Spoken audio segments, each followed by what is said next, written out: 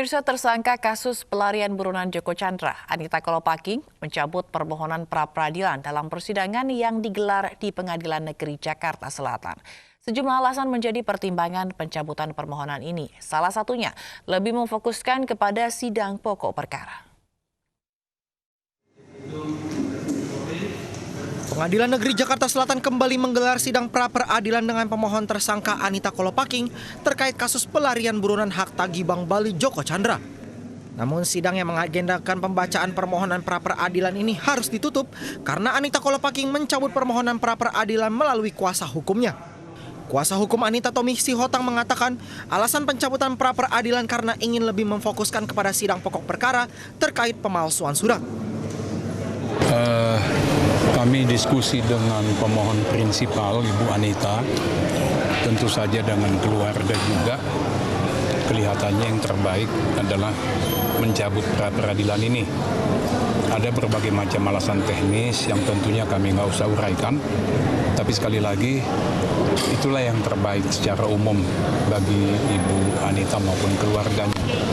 Kami cabut pra-peradilannya karena itu memang haknya pemohon selama belum ada jawaban.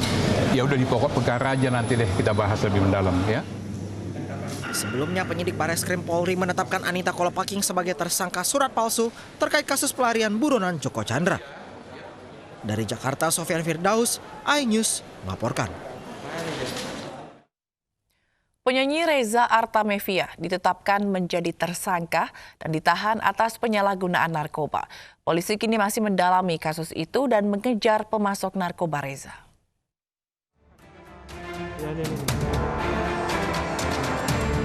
Setelah ditetapkan sebagai tersangka, Reza Artamevia ditahan di Ditres Narkoba Polda Metro Jaya. Hasil tes urin Reza positif menggunakan amfetamin atau narkotika jenis sabu. Dari hasil pemeriksaan, Reza mengaku mengkonsumsi narkoba sejak 4 bulan terakhir atau saat pandemi melanda Indonesia.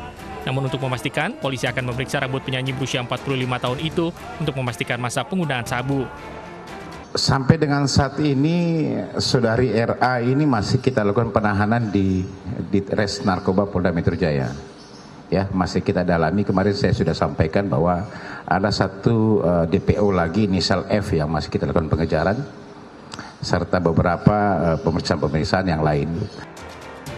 Sebelumnya Reza Artamevia ditangkap polisi atas dugaan penyalahgunaan narkotika jenis sabu. Reza ditangkap di kawasan Jakarta Timur Jumat 4 September lalu. Saat itu Reza kedapatan membawa sabu seberat 0,78 gram. Barang haram itu didapatkan dari F yang kini menjadi DPO. Tim Liputan iNews memberitakan. Sidang lanjutan kasus narkoba Vanessa Angel digelar di Pengadilan Negeri Jakarta Barat siang tadi. 2 polisi yang bertugas saat penangkapan Vanessa dihadirkan dalam persidangan.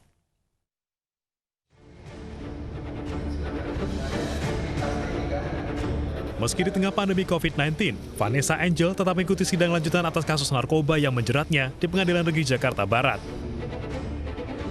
Vanessa menjadi terdakwa karena kedapatan memiliki 20 butir pil Xanax. Dalam sidang kali ini, 2 saksi dari pihak jaksa penuntut umum dihadirkan. Mereka adalah polisi yang menangkap Vanessa Angel di kediamannya pada Maret lalu. Vanessa Angel bersama suami dan asistennya ditangkap polisi karena diduga memiliki dan mengkonsumsi psikotropika pada 16 Maret 2020. Ketiga ditangkap di kediaman Vanessa di apartemen Mediterania, Jakarta Barat. Ketika penangkapan, Vanessa Angel tengah hamil anak pertama. Pada awal bulan Agustus lalu, Vanessa Angel dijadikan tahanan kota usai berkasnya dilimpahkan ke Kejaksaan Negeri Jakarta Barat. Saat itu, polisi menetapkan Vanessa Angel sebagai tersangka kasus psikotropika dengan ancaman 6 tahun penjara. Tim Liputan iNews melaporkan. Terdakwa kasus pencemaran nama baik dan ujaran kebencian, Igede Astina atau Jering, menolak melakukan sidang secara online.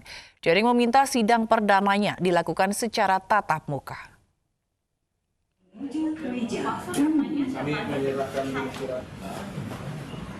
Kuasa hukum Jering, Iwayan Gendo Suwardana, mendatangi Pengadilan Negeri Denpasar untuk mengajukan surat keberatan atau penolakan persidangan perdana kliennya secara online yang akan digelar pada 10 September mendatang. Kuasa hukum Jering menilai persidangan online melanggar ketentuan hukum yang berlaku dan dinilai dapat merampas hak asasi manusia dari terdakwa Jering sehingga merugikan Jering untuk mendapatkan haknya atas pengadilan yang bebas dan tidak memihak. Kami menyerahkan penyelenggaraan sidang online terhadap klien kami, Jering. Kemudian mohon harga pemeriksaan terhadap perkara aku dilakukan dengan persidangan langsung tatap muka untuk menjamin hak hukum dari klien kami. Begitu kurang lebih.